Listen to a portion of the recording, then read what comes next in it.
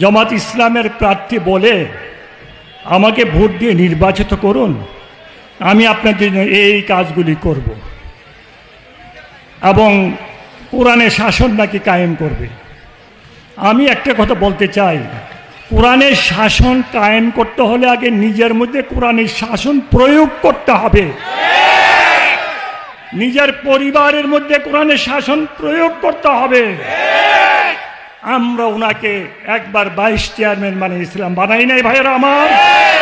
22 chairman হয়ে কি কোথায় কোনো একটা টিউবওয়েল বসাই দিয়েছে? কোনো একটা ল্যাট্রিন করেছে? কোনো একটা স্কুল করেছে? কোনো একটা মাদ্রাসা করেছে? কোথায় কোনো গরিবকে চিকিৎসা করেছে? 5 বছর উনি ক্ষমতায় থেকেও কিচ্ছু করতে পারেন নাই। আর উনি এমপি হয়ে কি করবে এটা তো আমাদের মুরাদ্দ করে মানুষ ভালোভাবেই জানেন। ধোঁকা দেওয়া চলবে না। আজানের সময় চলে আসছে।